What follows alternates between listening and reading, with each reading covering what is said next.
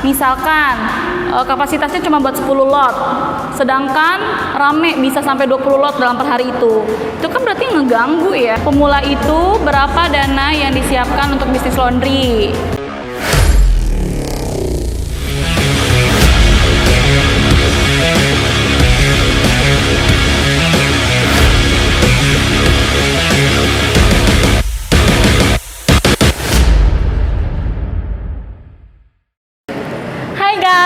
Selamat datang di Laundry Hack. Apa kabar nih teman-teman semuanya? Sehat-sehat ya. Setelah kemarin kita bahas tentang lokasi ya, sekarang kan kita udah tahu nih ya kompetitor kita saat di area lokasi di mana kita mau buka laundry. Kita udah tahu nih konsepnya si kompetitor kita. Seperti apa mesin-mesinnya. Mesin kita minimal sama dengan kompetitor. Saran saya, lebih dari kompetitor lebih bagus. Konsepnya mau laundry apa? Kiloan, koin, kartu, atau digital. Saat ini bisnis laundry di Indonesia sudah berevolusi dari konvensional menjadi digitalisasi. Sini aku jelasin. Setelah keputusan bersama, kita deal nih sama tokonya, lokasinya sudah cocok sama kita. Temulah rumusannya, ternyata di tempat ini untuk omset 30 juta minimal di 3 set mesin. Dari 4 pilihan tadi, kita mau pilih apa nih? Contohnya misalkan kita pilih koin ya, ada jasa self service, ada jasa reguler, ada jasa cuci lipat, ada jasa setrika, ada full service lah anggapnya ya. Dengan omset 30 juta ini, kita hitung kapasitas mesin. Misalkan 3 stack tuh cukup. Tapi kalau mau lebih juga boleh kok. Untuk brand mesinnya bisa pakai yang rumahan atau mau yang komersil. Kembali lagi ke budget masing-masing. Atau bisa juga campur, digabung. Contohnya, pakai mesinnya yang washernya LG, terus dryernya pakai Mytek, itu juga bisa. Nanti aku bahas ya tentang mesin. Sekarang aku mau bahas dulu tentang pemilihan koin atau kartu. Untuk pemeliharaannya lebih murah di kartu ya. Fungsinya apa sih koin dan kartu? Kurang lebih sama untuk pengontrolan mesin. Contohnya kayak untuk mengontrol produktivitas, mengontrol karyawan, mengontrol bahan baku, dari sisi ownernya jadi ada data. Nah, untuk konsumen keuntungannya apa? Konsumen beli per koin dapat jaminan satu mesin satu nama, jadi pakaian dia itu nggak kecampur ya. Misalkan dia bawa cuciannya 2 kilo aja, per lotnya itu 5 kilo, jadi mau cuciannya berapapun jadi dapat jatah satu mesin ini. Nah, di situ kenyamanan yang ada buat konsumen. Kalau untuk self service, keuntungannya dari sisi owner zero komplain, karena yang mengerjakan pakaiannya ya konsumen kita sendiri. Dan untuk mencari pegawainya skillnya tidak perlu khusus, yang penting bisa ngitung. Nah, cocok nih buat para owner yang nggak mau repot, yang pengennya simple. Tapi kekurangannya adalah mesinnya harus banyak, modalnya lebih besar, minimal mesinnya 5, 7, sampai 10. Terus untuk lokasinya hanya bisa di lokasi tertentu, nggak bisa di lokasi yang sembarangan. Jadi dia ada marketnya tersendiri. Terus untuk laundry digital konsepnya sama. Kelebihannya nih yaitu dia bisa cashless, lebih modern. Tapi untuk operasional sistem drop off itu biasanya lebih lama, lebih banyak antriannya, prosesnya lebih banyak waktu, lebih lambat saat produksi, pas lagi ramai dan overload. Itu tuh kekurangannya. Pilih menu, klik ini, klik itu, pilih menu cuci lagi. Ini kan makan waktu durasi ya, jadinya lebih lambatnya di situ saat pencucian. Contohnya, harusnya 13 jam, produksi bisa 40 koin kalau yang koin ya.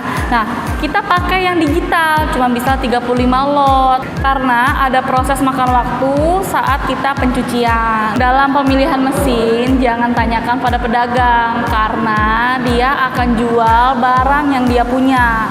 tanyakan pada pemain lebih baik sesuaikan dengan budget. Pastikan pemilihan mesin sudah ada datanya, sudah sesuai budget. Kalau memang ingin tanya ke pedagang, pastikan pedagang itu menguasai sama produknya. Lebih bagus kalau pedagangnya itu punya laundry. Jadi kita bisa ATM, amati, tiru, dan modifikasi. Sekarang kita bahas pemilihan mesin ya. Teman-teman udah pernah lihat belum laundry yang zaman now? Semuanya open kitchen, mesinnya terpampang nyata, kelihatannya bagus, eksklusif. Untuk pemilihan mesinnya udah tahu belum? Mau aku kasih tahu nggak? Jadi untuk pemilihan mesin itu ada yang rumahan, ada yang komersil, ada juga yang industri. Tapi untuk di video ini aku akan bahas yang komersil dan rumahan aja. Sebenarnya untuk industri ini sudah banyak juga kok yang pakai. Nah, biasanya laundry yang pada umumnya dipakai untuk level rumahan dan komersil. Aku kasih contoh ya. Untuk yang komersil, biasanya orang pakai LG, tapi kebanyakan orang juga pakai Speed Queen, pakai Mytek, pakai Ipso. Itu brand dari Amerika. Mesin komersil itu memang untuk dipakai kerja keras. Bahan dan spare partnya sudah didesain untuk jangka panjang. Bisa digeber setiap hari untuk berproduksi. Keunggulannya ada masa garansinya, bisa 2-3 tahun.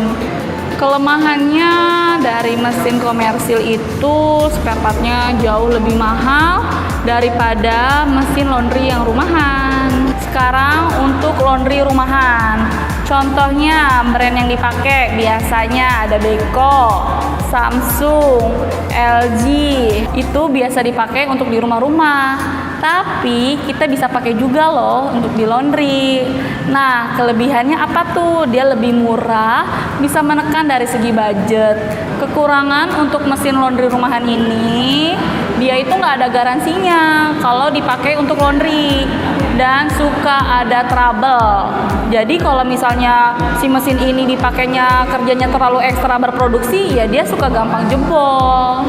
Dan suka ada trouble bila penggunanya kasar, kerjanya ekstra untuk berproduksi. Misalkan kita punya karyawan main banting pintu aja mesin cuci, jebret gitu, keseringan jadi jebol dan rusak deh pintunya.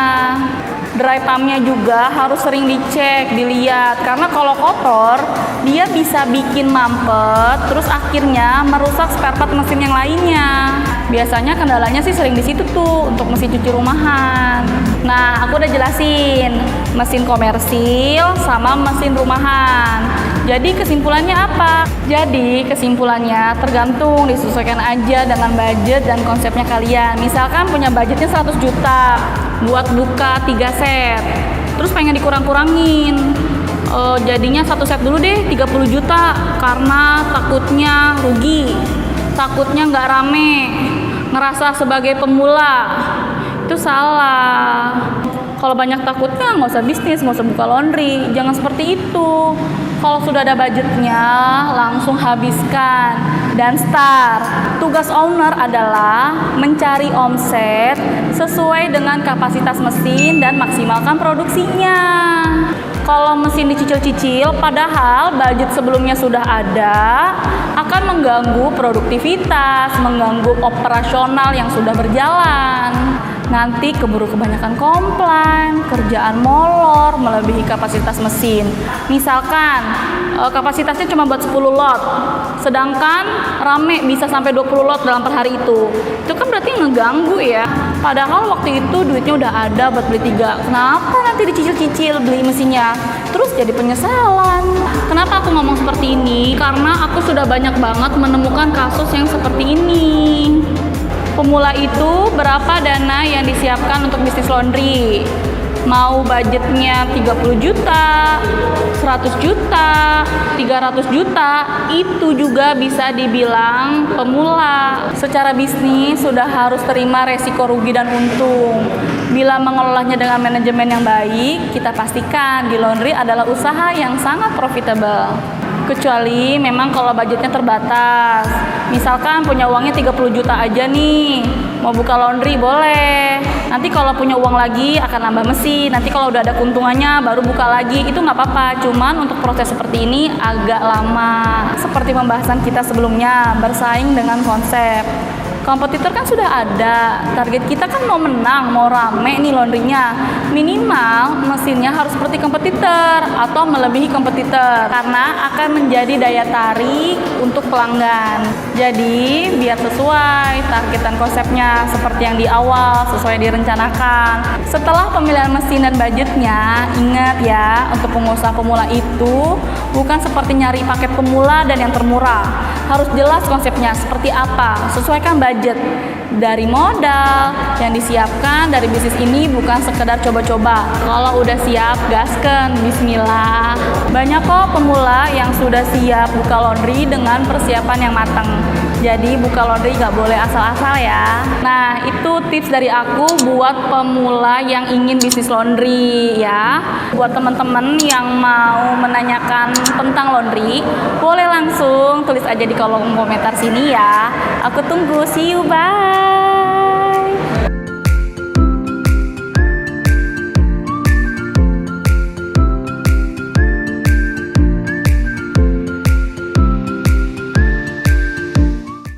Dulu tuh aku mikir gini, gimana caranya mesin kayak gini itu disetek, aku ubah lah jadinya seperti ini.